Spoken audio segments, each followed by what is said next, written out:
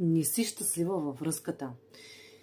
Усещаш, че вече няма тази емоционална и физическа близост. Чувстваш се самотна, неразбрана, нечута. Той или тя е спрял или спряла да споделя.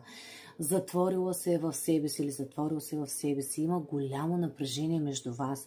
Виждаш едно безразличие в нейните или в неговите очи. Вече има дистанция между вас и много явно той или тя показва, че не желая да бъде с вас, избягва ви, не прекарва време с вас, започва да ви критикува за всичко.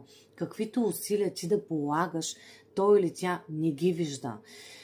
Виждате как започвате малко по малко да губите партньора. Ако се препознаваш в тази ситуацията, изгледай до края видеото и ще разбереш как можеш да спасиш твоята връзка. Менталната терапия е широко спектърна. Първо, тя работи на ниво подсъзнание и намира и локализира програмата, негативната програма, която е заседнала в твоето подсъзнание и я премахва. Съответно и твоите реакции и модела на поведение се променят и цялата ситуация вече няма да има влияние на теб и съответно няма да предизвика и реакция от отсрещната страна. Ние имаме съзнателна и подсъзнателна част. Съзнателната част, това са 5%. Тук е нашето критично, аналитично мислене и краткосрочната памет. Подсъзнанието, това са 95%. Тук са всички наши спомени, емоции, мисли, чувства, програми, негативни или положителни вярвания.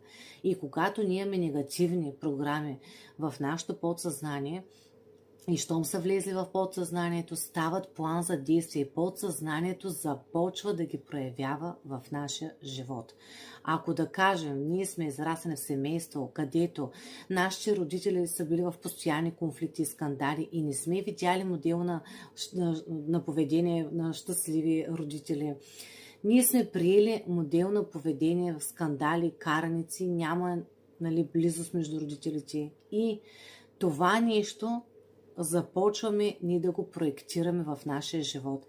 Така, тези програми може да са влезли чрез огледалните неврони, чрез силна емоция. Имам отделни видеа, как ни програмират, как влизат програмите, за да ви стане по-ясно как точно влизат програмите в нашето подсъзнание. И ще ви стане кристално ясно защо живеете живота, който живеете.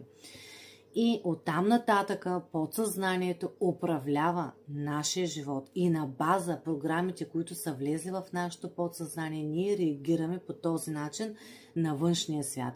И каквото имаме заредено вътре като програми, точно това отвън привличаме